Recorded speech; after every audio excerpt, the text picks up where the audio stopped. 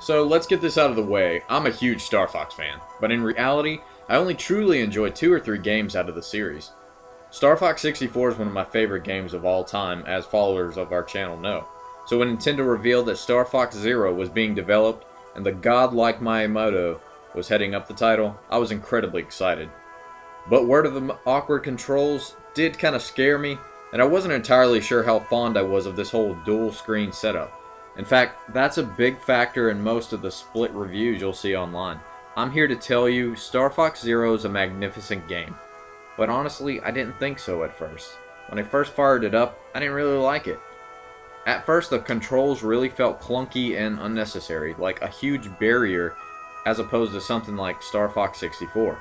In fact, I was absolutely struggling with them. Seems like a lot of people online were too. But I'm an open-minded guy, and I stuck with them. I adapted, just like we did many years ago when we were originally playing games in the NES and Super Nintendo days. We had to adapt to things. I truly feel like the controls are pretty darn good in this game, after some time with them, of course. Yes, they utilize motion, and a lot of people don't like that, but if you can truly master them, you'll find that underneath these really difficult controls, Star Fox Zero is one of the best games in the Star Fox franchise. A lot of the reviewers won't give Star Fox Zero the time of day because they don't want to learn the controls, and that's fine. I can understand that. They're not easy. Especially since typically Star Fox games are pretty darn easy to get into. Fire up Star Fox 64 and you could do a barrel roll within seconds and you'll be zooming around with absolutely no problem. Star Fox Zero is not like that. But if you can rough them out, you'll find that there's an awesome game underneath this learning curve. I've become quite comfortable with all of the vehicles and switching on the fly, and yes, I did mean that pun. Lame jokes aside, controls out of the way, Star Fox Zero also has branching paths, though not as expertly handled as they were in, say, the Star Fox 64 version. But they remain. In fact, the game is a lot deeper than you probably expect through one playthrough. There are plenty of alternates and branching paths throughout the entirety of the game. One of my favorite parts of the game is the fact that some of the bosses can actually be taken down in a few different ways. It's a highlight shooting down a boss and revisiting that same boss later, that giant boss later, and finding out that you can take it out from the inside using the walker. That's an awesome moment in Corneria, so hopefully I didn't spoil anything, but yes, Corneria has an awesome final boss scene that you can do a few different ways, so that's really cool. I suggest you try that one out. In fact, at this time, I really only have a few small problems with Star Fox Zero.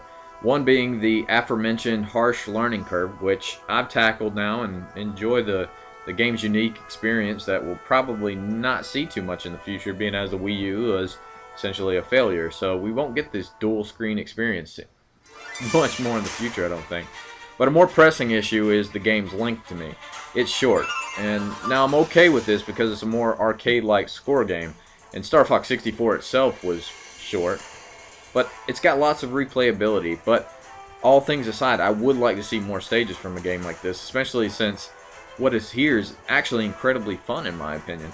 And there's a lot of different vehicles and stuff, but they're really underutilized. Like, you only play 1 or 2 levels with the gyro wing, I think, or and also the tank as well, which is kind of a shame because the vehicle design is actually really great. Even the walker, which some people don't care for the controls, but I've actually gotten pretty good at kind of switching on the fly, and I enjoy it a lot. So yeah, the levels that are here are incredibly fun. I just want a little more of them. I think it would have really benefited to expand the universe in a sense, and kind of really double the size of the game would have been cool. But you know, that's just me me kind of wishing.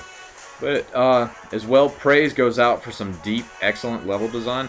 What is here is incredible. I mean, these levels are pretty wide open, which is great. The more you play the game, the more you're going to enjoy it. I found hidden paths and alternate ways to accomplish different missions. And also give kudos for the incredible voice work from the returning Star Fox 64 cast. That was like 19 or 20 years ago, and they sound just as great as they did before, so it's pretty good. It seems like some of the things are toned down. Star Fox 64 had some pretty rough quotes, like Pigma talking about Fox's father dying and things like that. But they toned that down just a bit, but it's still pretty intact. So the voice work's impressive. I'm really impressed with that. It would have been nice to have some more orchestrated music, especially with this space galaxy type theme. But what's here is impressive, and it does set the mood for space dogfights. So why so late on this review, and why so late on my impressions? Well, I wanted time with this game. Star Fox Zero is not a game you can legitimately review by playing for 6 hours. I think a lot of people online, that's what they did. They played for a couple hours, they said, you know what, I'm not going to review this, I'm going to give it a junky review, and I don't think that's fair to the game. I don't think that's fair to the game. In fact, I'd recommend that you play the game for a few days before you even make up your initial impressions of Star Fox Zero. The Metacritic reviews and reviews from gaming sites don't do it justice. Star Fox Zero is easily the second best game in the series, in my opinion. I do think Star Fox 64 is the better game out of the two. I think it's a little more easily accessible, and I think that's going to be a selling point for a lot of people. That you can jump in Star Fox 64, and for the most part, you can at least get your way through things. Star Fox Zero kind of expands on things just a bit. I'd like to see a few more. I wish there was more on-rails. Kind of similar to the beginning of Corneria. I could have used a few more of those because it seems like there's not too many. But, you know, even the wide open, all range mode, after you can get, that's usually where people start to have a problem with the controls. Those all range mode sections, they take up almost half of the game. And that's probably a lot of the reason why people get upset about it. But if you can master them, they're a lot of fun and they're pretty brilliant. But I would like to see some of the more 2D, like, on rails. I'm not sure 2D is the word or phrase I'm looking for, but I would like to see some more of the on rails levels. That would have been really cool. I'd even say if not for the harder controls, it'd be right up there with Star Fox Zero. It just takes some time to scratch the surface. So we did it before. I'm not sure why nowadays we're just so single-minded and we don't want to, like, you know, go outside of our comfort zone. And it's part of the reason, you know, Nintendo is so great, because they do things like this, and they want to challenge us a bit, but we end up complaining about it. But, I mean, I too wanted just a Star Fox 64 Part 2.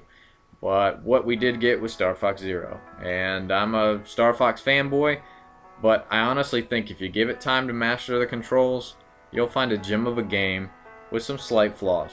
I just wish there was a bit more here, and maybe an implemented multiplayer online. But I still think this is one of Wii U's finest games, and yes, I do think it's one of the best games on the Wii U.